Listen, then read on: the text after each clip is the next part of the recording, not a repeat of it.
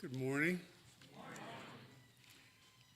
I'm Elder Herb Utlaut, and in the name of our Lord and Savior Jesus Christ, and on behalf of our Pastor Jim Mitchell and our session, I'd like to welcome all who are here this morning and those who are participating online as we come together to worship our God. We'd like to make a couple of announcements initially, and the men's Bible study will be meeting here tomorrow night at 7 o'clock. If you have any questions, Doug Gellert is in the back, and you could ply him with your questions. Also, the teen retreat at Von Clarken will be this coming weekend from Friday through Sunday. We have, I think, 15 that are going. Praise be to God for that, and please keep them in your prayers for travel mercies and that God would work in their hearts through the retreat that's coming up.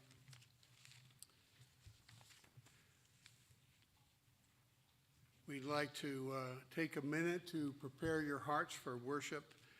There's a passage in your bulletin from Revelation 10, 1 through 3 that you might use if you so desire.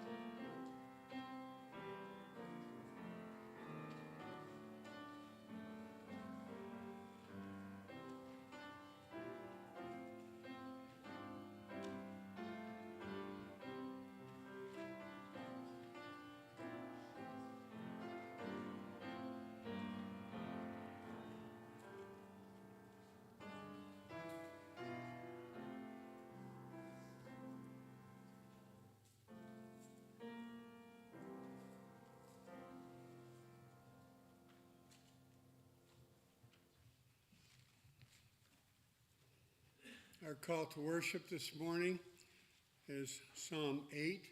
If you would like to follow along in your copy of God's Word, or there's a copy of the Bible in the seat back. Psalm 8.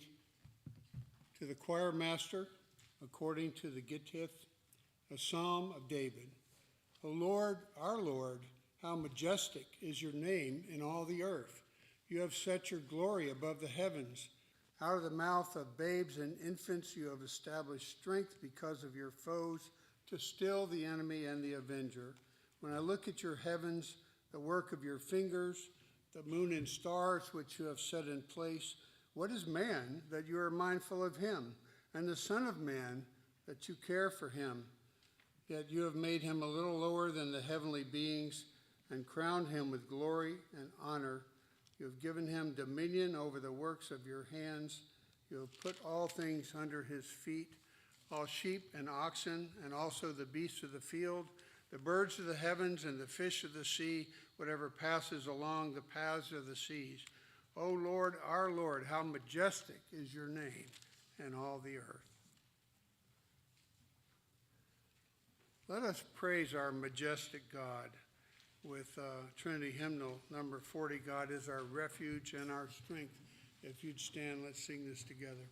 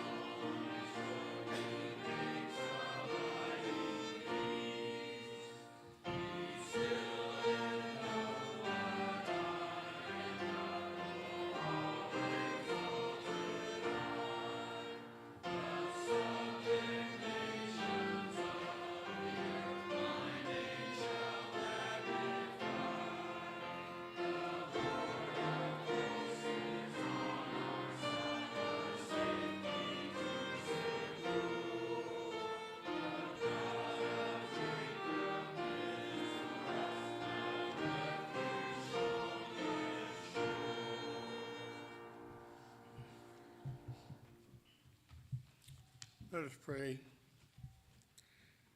Heavenly Father, you are our refuge, strong and sure.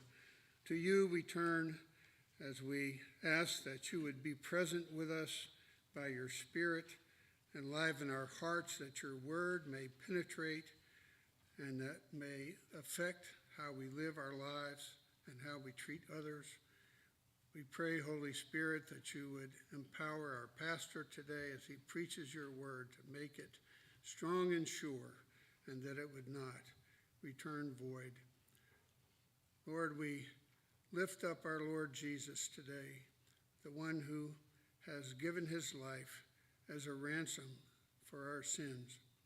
And we would ask this as we pray in his name, the one who taught his disciples to pray, saying, Our Father, who art in heaven, hallowed be thy name. Thy kingdom come, thy will be done, on earth as it is in heaven. Give us this day our daily bread, and forgive us our debts, as we forgive our debtors. And lead us not into temptation, but deliver us from evil. For thine is the kingdom, and the power, and the glory forever. Amen. Please be seated.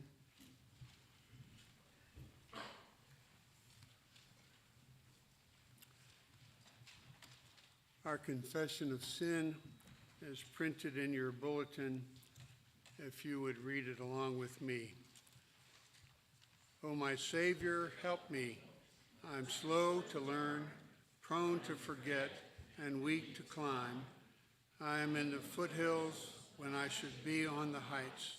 I am pained by my graceless heart, my prayerless days, my poverty of love, my sloth in the heavenly race, my sullied conscience, my wasted hours, my unspent opportunities. I am blind while the light shines around me. Take the scales from my eyes, grind to dust my heart of unbelief. Make it my highest joy to study you, meditate on you, gaze on you, sit like Mary at your feet, lean like John on your breast, appeal like Peter to your love, count like Paul all things but dung. I believe, help my unbelief. In your precious name, O Christ. Amen. As we confess our sins, our God is faithful and just to forgive us our sins and cleanse us from all unrighteousness. Our assurance of pardon comes from Psalm 103, verses 8 to 13. The Lord is merciful and gracious, slow to anger, and abounding in steadfast love. He will not always chide, nor will he keep his anger forever. He does not deal with us according to our sins, nor repay us according to our iniquities. For as high as the heavens are above the earth, so great is his steadfast love toward those who fear him. As far as the east is from the west, so far does he remove our transgressions from us. As a father shows compassion to his children, so the Lord shows compassion to those who fear him. Amen. Our confession of faith is adapted from chapter 7, points 4 through 6 of the Westminster Confession. If you would stand and let's read this together.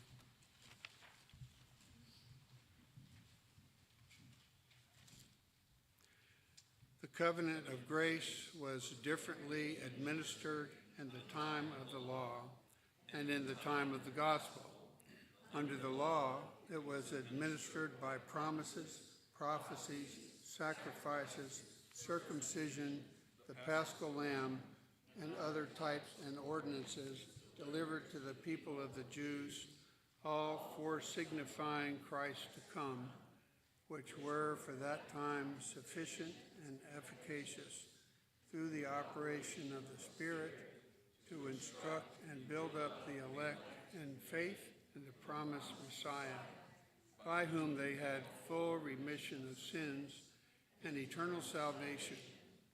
It is called the Old Testament. Under the gospel, when Christ the substance was exhibited, The ordinances in which this covenant are dispensed are the preaching of the word and the administration of the sacraments of baptism and the Lord's Supper, which, though fewer in number and administered with more simplicity and less outward glory, yet in them it is held forth in more fullness, evidence, and spiritual efficacy to all nations, both Jews and Gentiles, and is called the New Testament. There are not, therefore, two covenants of grace differing in substance, but one and the same under various dispensations. Please be seated, and will the children please come forward for the children's sermon by Elder Joel Reed.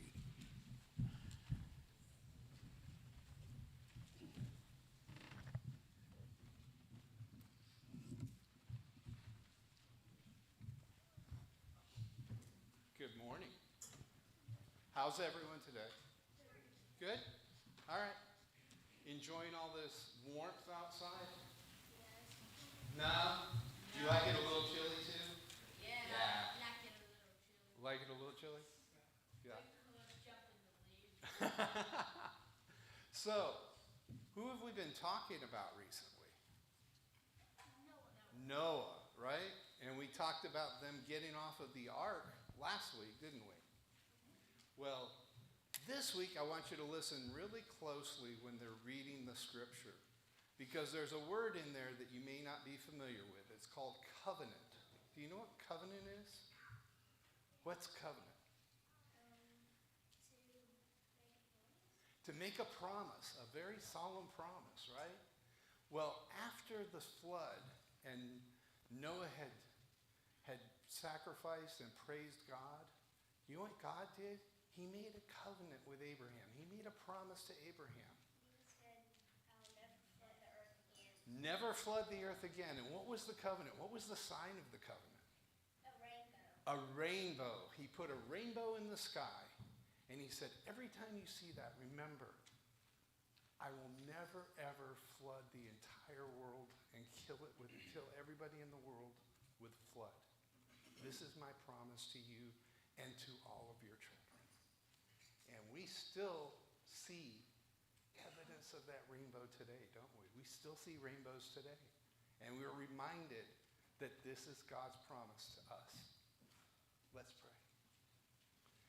Dear Heavenly Father, we do thank you that you are a God of your word, that you promise that you will take care of us, and that when you promise something, it is permanent. There is no going back.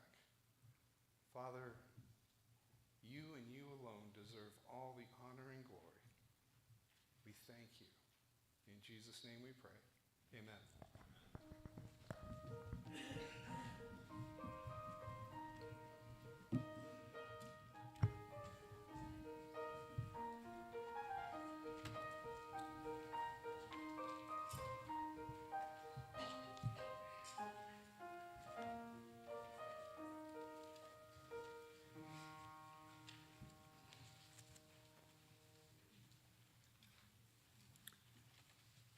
In Sunday school, we just finished studying Romans, and one of the key messages from Romans is hope. And this passage from Revelation 21 has our ultimate hope. I must admit, I have a hard time reading this without tears, and so I prayed to God that I could get through this as I read it to y'all today. You may follow it along in your copy of God's Word, if you wish. From Revelation 21, verses 1 through 27. Then I saw a new heaven and a new earth, for the first heaven and the first earth had passed away, and the sea was no more. And I saw the holy city, New Jerusalem, coming down out of heaven from God, prepared as a bride adorned for her husband. And I heard a loud voice from the throne saying, Behold, the dwelling place of God is with man. He will dwell with them, and they will be his people. And God himself will be with them as their God. He will wipe away every tear from their eyes, and death shall be no more. Neither shall there be mourning, nor crying, nor pain any more, for the former things have passed away. And he who was seated on the throne said, Behold, I am making all things new. Also he said, Write this down, for these words are trustworthy and true. And he said to me, It is done. I am the Alpha and the Omega, the beginning and the end. To the thirsty I will give from the spring of the water of life without payment. The one who conquers will have this heritage, and I will be his God, and he will be my son. But as for the cowardly, the faithless, the detestable, as for murderers, the sexually immoral, sorcerers, idolaters, and all liars, their portion will be in the lake that burns with fire and sulfur, which is the second death. Then came one of the seven angels who had the seven bowls full of the seven last plagues and spoke to me, saying, Come, I will show you the bride, the wife of the Lamb. And he carried me away in the Spirit to a great high mountain and showed me the holy city, Jerusalem, coming down out of heaven from God, having the glory of God, its radiance like a most rare jewel, like a jasper, clear as crystal. It had a great high wall with 12 gates, and at the gates 12 angels, and on the gates the names of the 12 tribes of the son of Israel were inscribed. On the east 3 gates, on the north 3 gates, on the south 3 gates, and on the west 3 gates. And the wall of the city had 12 foundations, and on them were the 12 names of the 12 apostles of the Lamb. And the one who spoke with me had a measuring rod of gold to measure the city and its gates and walls. The city lies 4 square, its length the same as its width, and he measured the city with his rod, 12,000 stadia. About 1,380 miles. Its length and width and height are equal. He also measured its wall, 144 cubits by human measurement, which is also an angel's measurement. The wall was built of jasper, while the city was pure gold, clear as glass. The foundations of the wall of the city were adorned with every kind of jewel. The first was jasper, the second sapphire, the third agate, the fourth emerald, the fifth onyx, the sixth carnelian, the seventh chrysolite, the eighth beryl, the ninth topaz, the 10th chrysoprase, the 11th jacinth, the 12th amethyst. And the 12 gates were 12 pearls, each of the gates made of a single pearl, and the street of the city was pure gold, transparent as glass. And I saw no temple in the city, for its temple is the Lord God the Almighty and the Lamb. And the city has no need of sun or moon to shine on it, for the glory of God gives it light, and its lamp is the Lamb. By its light will the nations walk, and the kings of the earth will bring their glory into it, and its gates will never be shut by day, and there will be no night there. They will bring into it the glory and the honor of the nations, but nothing unclean will ever enter it, nor anyone who does what is detestable or false, but only those who are written in the Lamb's book of life. The grass withers, the flower fades, but the word of our God stands forever.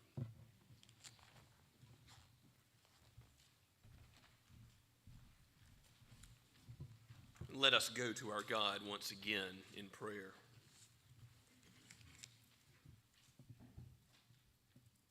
Father, Son, and Holy Spirit, great are you and greatly to be praised. Your glory is great now and forever.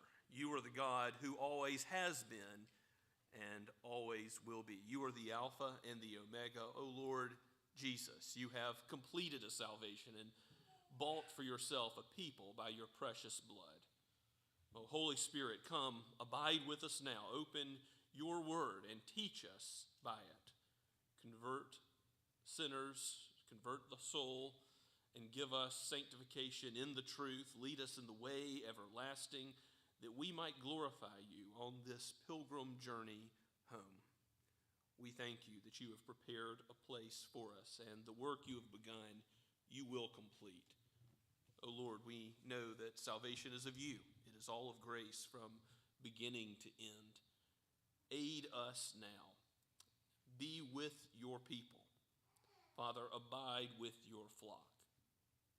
Give us not stones, but your living bread, your word.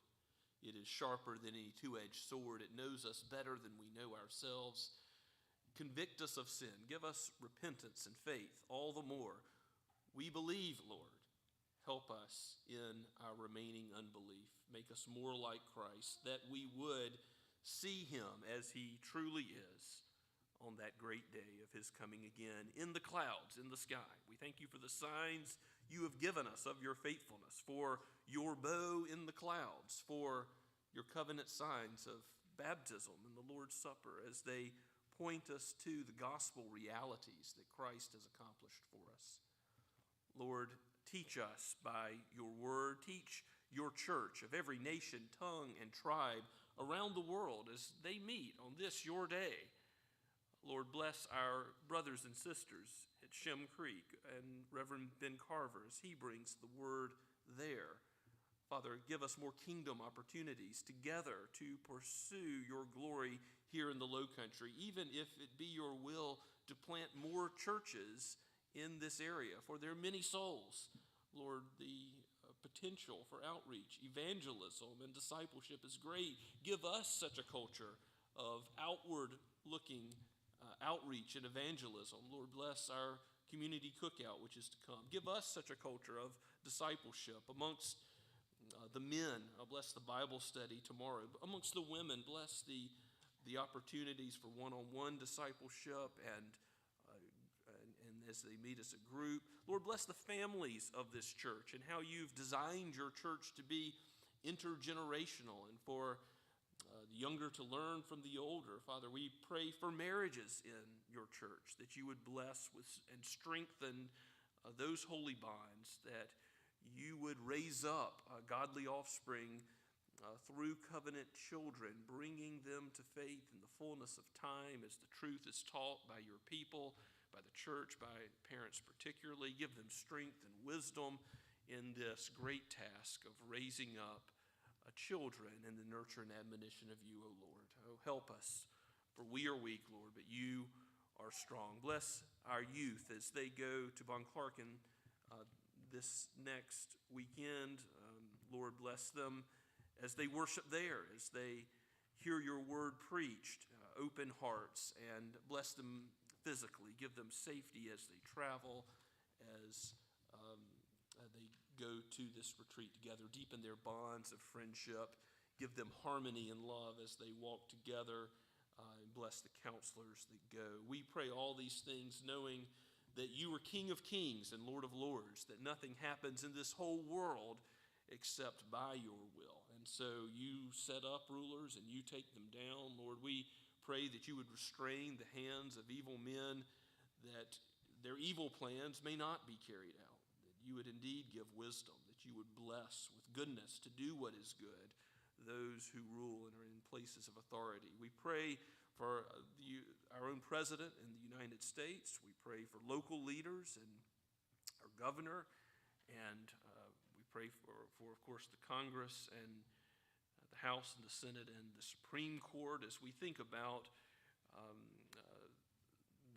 the unborn who have been slaughtered in the womb legally since the passage of Roe versus Wade. We ask, Lord, that we would see a day when this comes to an end, that this would no longer be permitted in our land, that it would be abhorrent to all people. Father, we ask this knowing that you are good and you delight to give good gifts to your children. Let the lesser magistrates stand up for those who are innocent. We ask, Lord, that you would bless your people in particular as you preach the gospel through your church. You shine the light through your church. Give revival and even a new reformation in our day through your people, even as you judge sin and consequences come to any nation, any people that reject you. Bless your church in the midst of that, that you might be calling all those who are your sheep, calling all people to yourself, all sorts of people from the ends of the earth, just as you are doing, Lord. We know your gospel is going forward throughout the earth, and we thank you for the ministry to refugees in Spain and in Toledo, through the ministry of the Whitties, there to locals as well as many from the Ukraine, torn by war and brought to that land. We thank you for the ministry of the Ahlers and others in Bridge Europe, in Germany.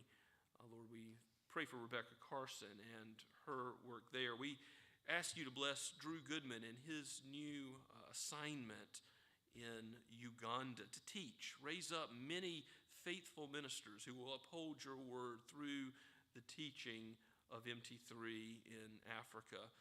Father, we pray for Lee Shelnut and his continued work in Rwanda. We ask, Lord, that you would bless him mightily and continue to expand our ministry there.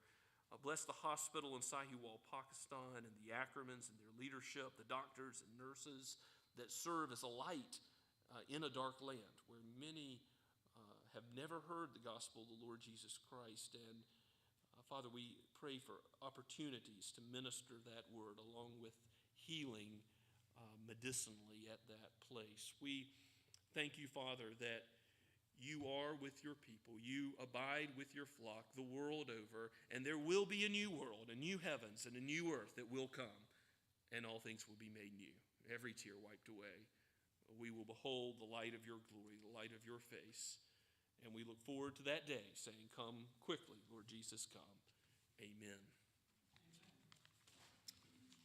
Let us continue to worship the Lord together as we sing now Trinity Hymnal number 95, Though Troubles Assail Us.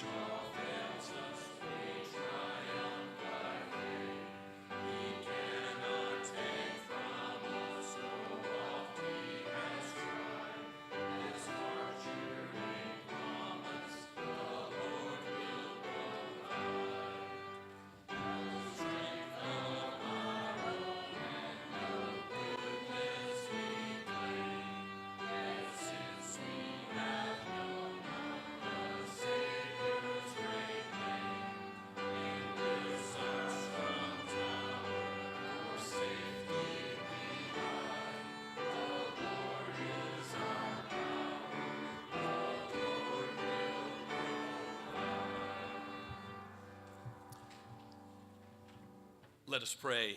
Lord, indeed, you have provided us with all things. This world is yours and the fullness thereof. We are stewards, but for a time. You have given us all material and spiritual blessing in Christ. So help us to live our lives as living sacrifices for you, knowing that our body is not our own, but we were bought with a precious price, the blood of the Lamb. And so we pray that we would be his disciples, his bondservants in all that we do, the use of our gifts and talents. And with these tithes and offerings, we ask, Lord, that you would provide the expansion of your kingdom and glory to your name and your name alone. For we ask it in Jesus' holy name. Amen.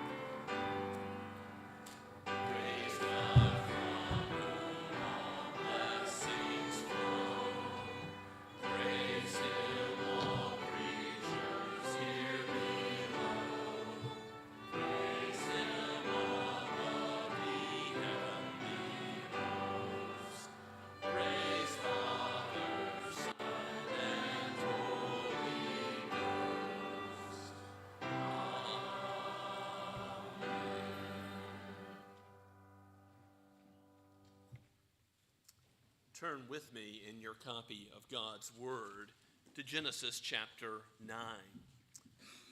This morning we'll be looking in Genesis 9, verses 1 through 17, in our verse-by-verse exposition of the book of beginnings. We've seen God make a new beginning through Noah. Noah and his wife and his 3 sons and their wives saved on the ark. They've come out of the boat after around a year, and Noah does what is appropriate.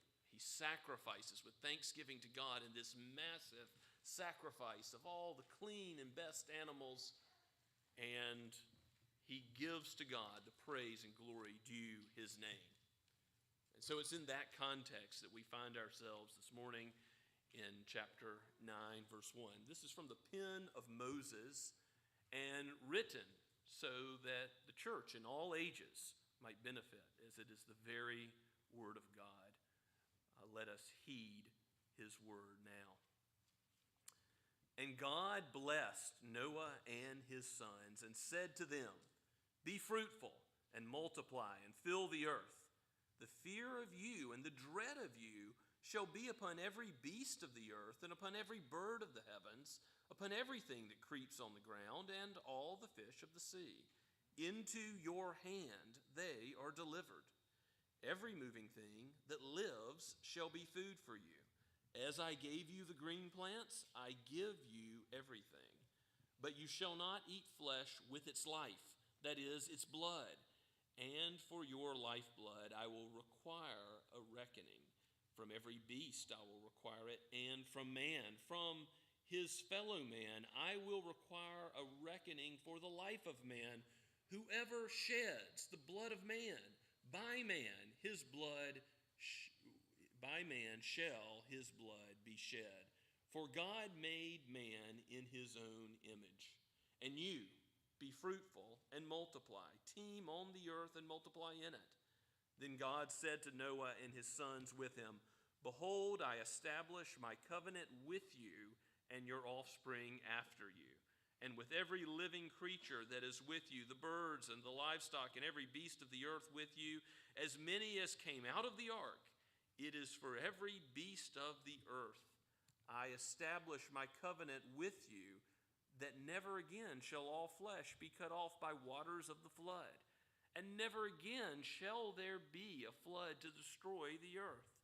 And God said, "This is the sign of the covenant that I make between me and you, and every living creature that is with you for all future generations. I have set my bow in the cloud, and it shall be a sign of the covenant between me and the earth. When I bring clouds over the earth, and the bow is seen in the clouds, I will remember my covenant that is between me and you and every living creature of all flesh. And the waters shall never again become a flood to destroy all flesh. When the bow is in the clouds, I will see it and remember the everlasting covenant between God and every living creature of all flesh that is on the earth." God said to Noah, "This sign of the covenant that I have established between me and all flesh that is on, this is the sign of the covenant that I have established between me and all flesh that is on the earth." Let's pray and ask for God's help. O Lord, when you speak, it comes to pass. Who can do anything to thwart your purposes? You alone are sovereign, and indeed your promises are true. Point us to Christ, that we might look to him, repenting of our sins and trusting in him for salvation, safety from your wrath due our sin, with mercy and gratitude in our hearts for it. We pray in his holy name. Amen. The bow set in the clouds, the sign in the sky, repeated several times to be the indication by God that he has established a covenant until the end of time, the day of the Lord, when Christ shall come again. This symbol of God's power, the bow, like a mighty warrior's bow, God has shown his power in judging all the earth. bringing many waters, a great rain, and in that great rain destroying all those that deserve death by their sin. And yet being merciful, showing grace, showing salvation to those who would believe his word. And so God, in all the little rains of life, shows us this sign. The atmosphere as it exists today, God has arranged the science so that the particles reflect the spectrum of the rainbow whenever there is even a small rain. Now you can see partial rainbows sometimes. In January, I had the occasion to see an end-to-end rainbow, and what a sight it was. But this sign that God has caused by the natural law, at least since the time of Noah, is a reminder to us that he is a faithful God, that he has been faithful, as he was to Noah and his offspring, and he is faithful to his church today. God blessed Noah. That's how our passage begins, and certainly you can see his blessing in the sign of the covenant. You can see his blessing in how he's delivered Noah from the great flood. How does he bless Noah specifically in verse 1? He tells him, once again, this is the third time now, be fruitful and multiply and fill the earth. That mandate to have dominion over the whole earth is repeated once again, and it will be repeated many times as we go forward through the book of Genesis and indeed throughout the scripture. Why does God want Noah to be fruitful and multiply? Well, he's made man in his own image, remember. And what does God seek? Malachi says it in Malachi chapter 2, verse 15, godly offspring. Children are a heritage from him, a reward from his hand. He gives something that the culture finds to be an inconvenience, but a blessing if we read God's word and understand it. He gives children to parents so that his kingdom might be extended, his name revered, so that we have the opportunity to play a part in the extension of his people as we teach them the word, as we point them to Christ, as we seek their own salvation, as we do for ourselves. What an obligation this is. God seeks godly offspring. And of course, there are occasions we must be sensitive to the fact that God does not allow all to have children. Some he gives the gift of singleness. Some may be physically incapable of bearing children. But for all those who are married and are able to have children or to adopt children, here is an opportunity by God we are given, and we ought not miss it. It is a blessing by God that we're able to raise children in the nurture and admonition of him, and what a responsibility it is. May God bless us, parents, in the fulfilling of that role. He did bless Noah in fruitfulness and multiplication. That's a good thing, because the earth certainly had to be repopulated at this time. And he gives Noah a special blessing over the animals that he has not previously given him in verse 2. He says, the fear of you and dread of you shall be upon every beast. The animals are going to be scared of you. Why is that? Because you're now going to have authority and dominion over them to eat any of them that move as food. So it's clear that this includes every animal and all fish of the sea. Into your hand they are delivered. God says, I am the one who, with my power and might, gives them to the ones made in my image, so that you not only have the plants, but now are able to eat animals. We know there's animal death before now. We know that when God first gives the promise of the coming Redeemer through the seed of the woman in Genesis 3:15, that he also clothes them with garments made of animal skins, so that God himself must have sacrificed an animal for Adam and Eve to be clothed. After they've sinned, he gives them the promise of redemption, and there is the death of animals, so it seems. And later we see that probably Cain's line is eating and consuming animals. We see that animals are dying, but we see sacrifice with Cain and Abel in Genesis 4:4 of animals. But we don't see that God is approved of eating of animals until now. And so now it makes it very clear that you're not restricted to a vegetarian diet, but are to eat of any animal. But there is a restriction in verse 4. You shall not eat the flesh with its life, the lifeblood. A lot of scriptures talk about the lifeblood. We see in the pagan ancient Near East that they had practices of drinking the blood of animals and even sometimes humans as a way of trying to harness that lifeblood and power of the life of another in themselves. And God forbids that pagan practice. It says Israel, his people, those coming from Noah and his line, for them, they shall not eat the lifeblood. And a whole lot that we can connect this to. Later in Deuteronomy, the lifeblood will be connected to sacrifice and the whole sacrificial system that God outlines and details.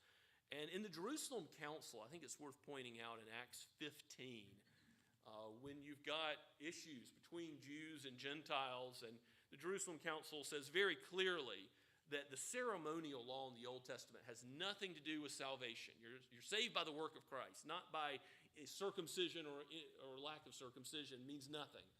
But they do tell the Gentiles, refrain from eating things with the blood in it. Not because it was essential to salvation, but why?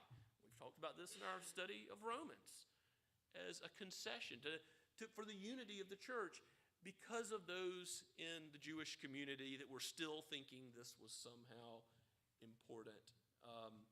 There is a discussion of the blood, of course. It could not be complete without ultimately connecting it to Christ, the one whose lifeblood was spilled for us. And we're going to see this sign of the covenant of God's power, and the bow in the sky ultimately points us to the sign of Christ himself, sacrificed for us, as we look to the Lord's Supper and the sign of Christ in the gospel shedding his blood for our sin in it. This is the first time that you've got a covenant sign really detailed in the scriptures. So all of the latter covenants, as we continue to march through the scriptures, notice they're all the same covenant of grace. It's not multiple covenants. It's not like one way of salvation for ancient Israel and another way of salvation for God's people in the New Covenant in the New Testament. No, it's all one covenant of grace as we confessed in the confession of faith, but different dispensations. So the way it's dispensed through Adam and then Noah and Abraham and Moses and David, and you've got the new covenant in Jeremiah, and then ultimately the new covenant reality when Christ comes. The way it's dispensed has differences. And what are some of those differences? Again, we confess them, the signs and symbols. Is it the shadows of the sacrificial system and the hand-washing, cleanliness laws and all that? Or is it the reality when Christ comes? Now we have how many signs? Lord's Supper and baptism, two and two only. We have with the Word of God, simple, not outwardly glorious, but glorious and pointing us back to the glory of Jesus, the one of whom they testify. The signs that God has given Noah and given us in the rainbow persist. We can't miss that. It's simple enough to be told as a children's story, and yet we ought not miss the power of God in the rainbow, the power of his wrath that is symbolized in that post-rain sign. It ought to lead us to repentance. It ought to lead us constantly to say, I must flee to Jesus, for Jesus is coming back again in judgment. And now is the time to repent and trust in him before that great day comes. There will be an accounting for every sin of man. God is faithful to his word. And he says that he's going to require the lifeblood of man when man takes the life of a fellow man. We saw that sin earlier with Cain and Abel in Genesis 4. God has already seen the problem of human murder proliferate on the earth from Cain's line as well. And he says, that sin is not going to be free from recompense and justice here on the earth. And how is he going to specifically give a law to man about this? It's in Genesis 9, verse 6, famously. Whoever sheds the blood of man, by man shall his blood be shed. For God made man in his own image. Here you have the strongest affirmation of the value of human life with the institution of capital punishment, the death penalty, life for life. And don't talk to me about any rehabilitation or fairness, or this is the ultimate standard of justice, life for life, eye for eye, tooth for tooth. It's called the lex talionis, as God has outlined it later in the law, in the Torah. Yes, Jesus in the Sermon on the Mount says, you've heard it said, eye for eye, tooth for tooth, but I tell you, don't use that as your personal standard of how you treat people with retaliation. Leave justice to God, vengeance is of the Lord. But it is the standard of justice. Jesus was not undermining the standard of justice being life for life. Now, God in the Old Testament did give ancient Israel the death penalty for a whole bunch of things. There was a strictness to Old Covenant Israel. I mean, everything from Sabbath breaking, incorrigible children that would not listen to their parents. There's idolatry, many other sins God gave the death penalty for in ancient Israel. And if you struggle with that, you think, well, that's unfair, that seems too harsh, seems too draconian. Think about the one that's offended by sin. Think about God himself, his infinite holiness, his goodness, his separation from evil. He was trying to teach Israel something. All those hand-washing laws, all the sacrifices they constantly had to offer, it's all to point them to God is holy. And you need a Savior, a Messiah. A God was trying to teach Israel something by going beyond the standard of justice and incorporating the death penalty for many things, because what does every sin deserve, spiritually speaking? Death. The wages of sin is death. He told Adam, you disobey, you die. You're going to die. The gift of God is eternal life in Christ Jesus, but sin deserves death, and Israel must learn that lesson, and God gave it to them in physical form as they had a judicial system that incorporated the death penalty well beyond murder. Read the holiness of God on this topic if you struggle with, why did God have Israel be his instruments and wipe out other people? Seems draconian. The death penalty for Israel, in many cases beyond murder, if it seems too harsh, it's because we don't see the holiness of God clearly enough. And R.C. Sproul's little book is just well worth reading on this topic. It is as an apologetic to give to unbelievers who have questions about this, but also for yourself to think about the holiness of our God, to meditate on that as we give thanks to him for the gospel and his goodness and his mercy, the extent of his grace, and also to remind ourselves of how much we have to be thankful for. So, human justice is to give the due recompense, life for life. This is something that I think is a little more multifaceted than some make it out to be. So, look, that's the death penalty standard, and we ought to want that in society because it does restrain sin as evildoers fear the consequences of murder. They know that their life could be in jeopardy, and it ought to be. So that's true that a godly society ought to have that penalty for murder and not for other crimes. But at the same time, think about human history and how governments around the world through time have used the death penalty to slaughter the innocent, to kill those who did not deserve to die, including, of course, Jesus himself was killed by the Roman instrument of capital punishment, one of the Roman instruments of capital punishment, the cross. Many saints were wrongfully killed. Their blood cries out that injustice was done. Throughout history, many Christians have been slaughtered under false pretenses or under an unfair application of an unjust application of capital punishment. So I do think that while it's the case that godly society ought to have capital punishment, you've got human beings, fallen human beings, that are to administer it, and yet sometimes evil men have evil plans, and they want to use it against God's people. So I want to ask the question, what do we do as Christians if rulers bear the sword unjustly? Remember, Romans 13, verse 4 says that the civil authority is to bear the sword. He's to bear it for good against evildoers. He's not to bear it against the good and for doing evil.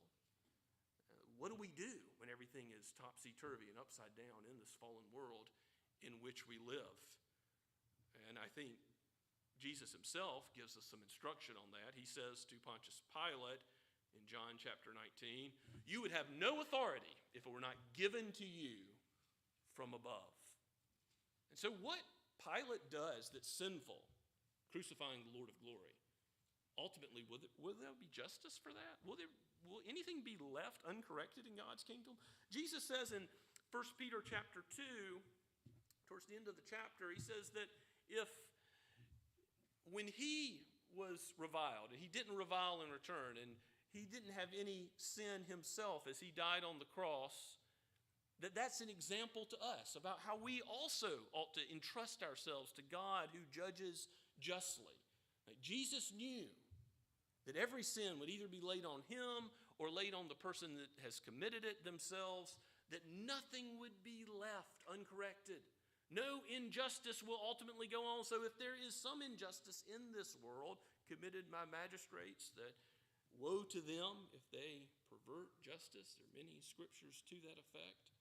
Woe to them if they wrongly kill the saints of God or any other innocent person. If there is injustice, God will correct it. Christ was convinced of that. We ought to be convinced of that. If persecution comes, if we find ourselves in that position that the early Christians found themselves in, which was being tossed to the lions in the Colosseum for sport, a wrong application of the death penalty, to be sure. If there's a Nero or another Roman emperor who is seeking us to die for our faith, would that we would be like Polycarp and say, he hasn't abandoned us yet. We'll trust in his promises to the very end. And would that we would understand God will not ultimately have any injustice. It might seem that people are getting away with, indeed, murder, but they aren't. They won't. Everything will be corrected ultimately. We saw that end game in what we read from Revelation 21, that every tear will be wiped away. Every cry of one who's abused or treated unjustly will be corrected. God is a God of justice. If the flood teaches us nothing else, it teaches us that he is a God of justice and judges sin. And in his mercy towards Noah and his mercy towards us and his mercy towards all Jews and Gentiles that believe in Christ, he convinces us that he is a God of justice because Christ shed his lifeblood for us. He died so that we wouldn't have to die. It was necessary. That's why the Son of God came and gave up the glories and prerogatives of heaven so that we would be free from the price we had to pay. He came as a man to die for men, even as he is God, the God-man, and he came to give us freedom from the wrath we deserved.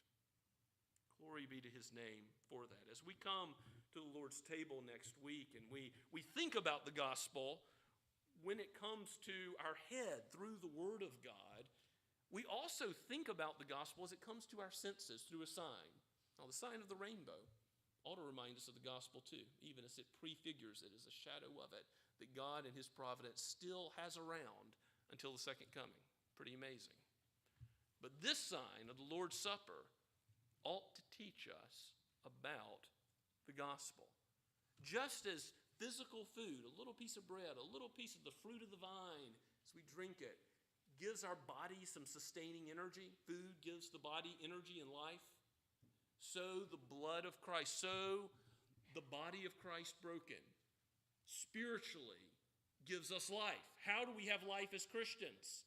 because we're connected to the vine. Jesus says, I am the vine, you are the branches. Without me, you can do nothing. He's the sustaining life force for believers. The Holy Spirit is with us. He's connected us to Christ. Christ is in us, and we are in Christ now and forever. If he's begun a good work in you, he will complete it.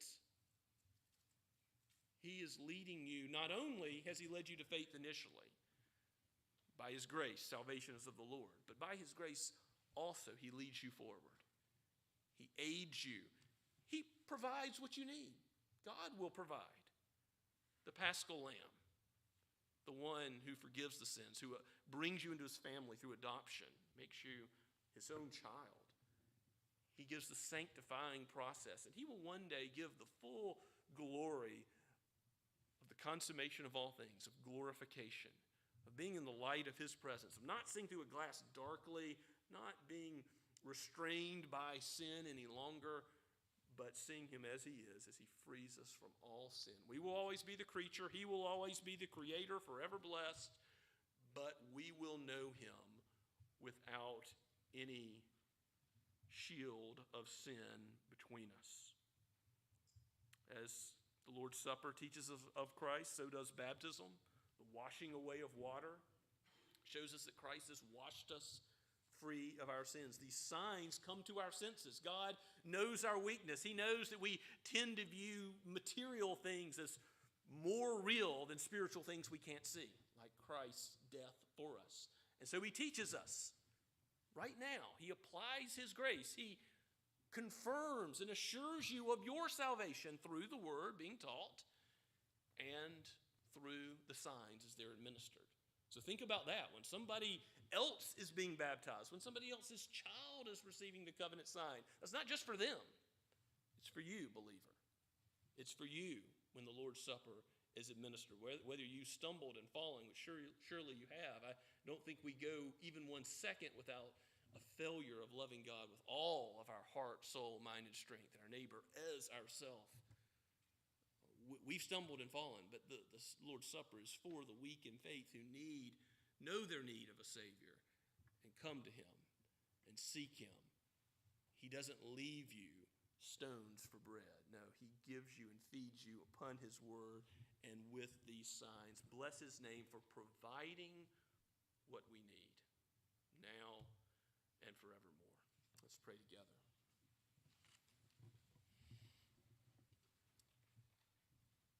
O Lord, you are wise. You know our weakness. If there are any who have not yet looked to you by faith, repented of sin, Lord, give them that repentance before the day of judgment. But before the day of judgment or their death, give them that repentance now, so that you would use the rest of their lives for the glory of your name, for your kingdom. You would use them as a mighty trophy of your grace. Give repentance now to any who hear this message. Think upon the sign of your supper next week, Lord. Give that now, early, so that we might glorify your name. And for your people who have already come to faith, who struggle with sin indeed, as we all do, we stumble and fall. Help us to walk in the light as Jesus is in the light. Help us to end the great mercy which he has bestowed upon us by his life and death, being credited to our account. Give us lives that reflect thanksgiving for such a salvation. Do not let us be selfish. Do not let us be focused inward. But Lord, let us take this gospel to others. Let us speak it to our neighbors. And Lord, use us as instruments of your gospel of peace. We pray in the name of the Prince of Peace himself. In Jesus' name, amen. As we worship God once again, let's stand and sing in response to God's word, Great is Thy Faithfulness, hymn 32.